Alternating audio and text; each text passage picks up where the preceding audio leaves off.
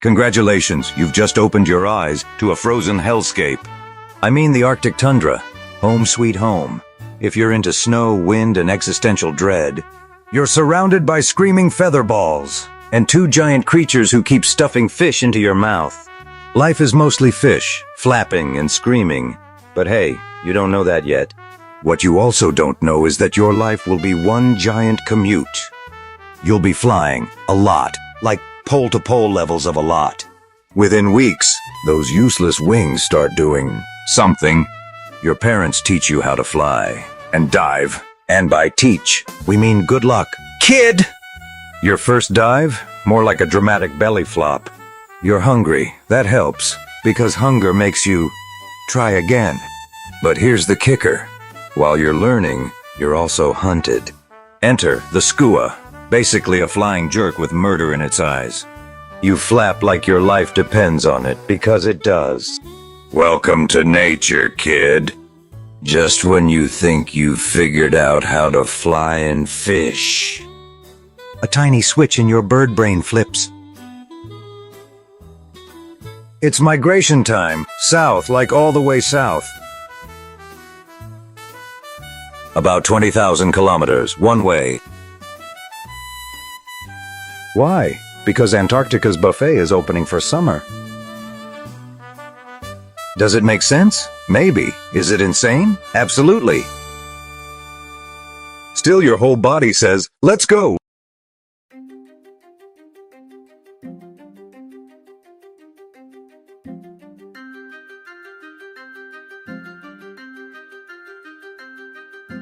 Most of your journey is just open ocean. And no, that doesn't mean scenic route. It means monster waves, terrifying storms, and predators that want to eat you. You fly for days. Sometimes you land on water just to rest. As long as there aren't any sharks around. You dive again and again just to eat. No GPS, just the sun, stars, and Ea's magnetic field. And if that internal GPS messes up, yeah, not great.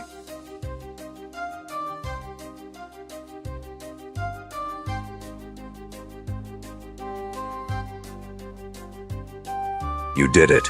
After months of flying, storms, predators, and questionable ocean landings, you finally made it to Antarctica. It's still cold, like nose-freezing cold, but hey, at least it's summer here. The sun's out, and so is the seafood. And the ocean? Oh, it's an all-you-can-eat buffet. Krill, fish, seafood galore. Basically the polar version of fast food. Except, you know, you have to dive for every bite. This is your all-you-can-eat vacation. Endless krill, chilled fish, and zero table manners required. Just dive in, grab a snack, and try not to become one. But even paradise has predators. Just when you're enjoying your krill smoothie, boom, out pops a leopard seal. Because down here, you might end up on someone else's menu. Like leopard seals and killer whales, sleek, fast, and absolutely not fans of personal space. 1 second you're chilling. The next, you're dodging jaws with more teeth than logic. So, vacation mode is still survival mode.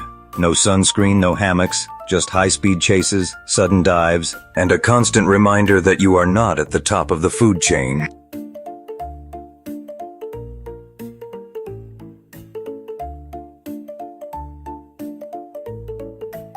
Just when you're finally getting used to the Antarctic buffet, perfect dive form, premium krill selection, maybe even some personal space, bing. That ancient biological alarm clock rings. Yep, it's time to go back. Back to the north. That's right. Another 20,000 kilometers. Again, because you don't migrate. You commute. Like a feathered business traveler with no suitcase and serious trust issues with the weather. Why? Because the Arctic summer is calling. And so is your biological urge to find a mate, build a deluxe dirt nest, and scream at anything that gets too close. Romantic, huh? So off you go again, across continents, over monster storms, through jet lag if birds had that. No GPS, no snacks, no leg room, just your wings and pure existential panic.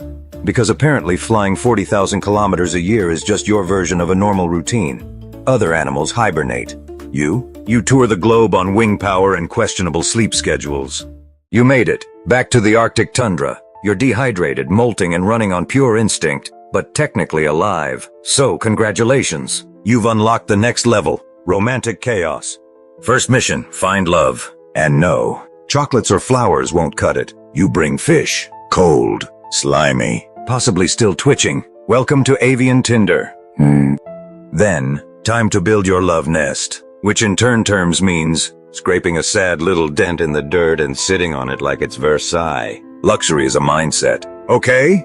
Now begins the parenting phase. Sit on the eggs, guard the eggs, scream at everything that moves near the eggs. Basically, you're a fluffy little alarm system with wings. And don't let the size fool you. Terns are aggressive, like, will attack a human's head aggressive. You mess with the nest, you get the beak. Sure, you can fly across the globe using nothing but sunlight, starlight, and magnetic fields. But can you find your exact nest among 100 identical ones on a wind-blasted beach? Good luck, champ. Oh, and remember, if you accidentally land in someone else's nest, prepare for a full-blown feather-flinging, high-pitched scream battle. Tern HOA rules are strict. Both terns engage in a loud screaming match. Beaks wide open, feathers flying, dramatic lighting like a soap opera fight. Nearby terns just pretend nothing's happening, until one sneaky seagull swoops in and grabs your hard-earned fish snack. 1 second it's dinner, the next, it's seagull sushi. Welcome to the neighborhood. You're not just a migratory bird, you're a mid-air munching machine. Lunch, served at cruising altitude. Spot the fish, fold your wings, and dive like you're trying to impress an invisible judge on Tern's Got Talent. You snatch the fish mid-splash, beat your wings like mad, and take off before a shark turns you into side dish.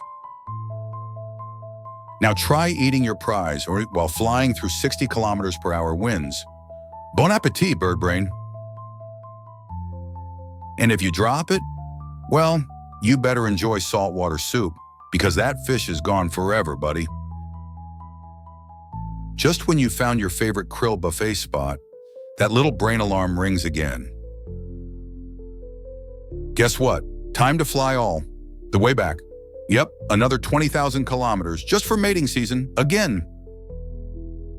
You know what they say, love makes you do crazy things, like flying from one pole to the other, twice a year.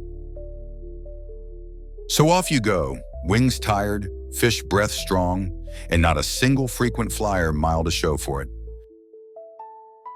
You pass storms, sharks, ships, and still push on, because being a tern means being unstoppable and slightly insane. You finally made it back to the Arctic, wings sore, windburned, and 10% fish by weight. No time to rest. You've got to find a partner, impress them mid-air, and build a nest, which is basically a shallow dent in the dirt. She says yes. Congrats! Now sit on those eggs like your life depends on it, because it kinda does.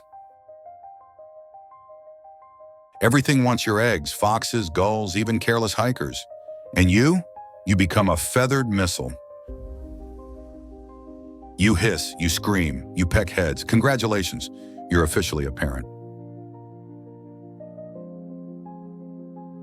And just like that, the cycle begins again. North Pole to South Pole to North Pole, over and over. You'll do this every year for decades, clocking enough air miles to go to the moon and back, 3 times. No statues, no memoirs, no TikTok dance trends, just survival against every odd. You don't need fame when you've conquered 2 hemispheres with nothing but wings and guts. So hey, maybe your daily commute isn't so bad after all, huh? Now go ahead, stretch those legs or wings, and maybe give a tiny nod of respect next time you see a tern.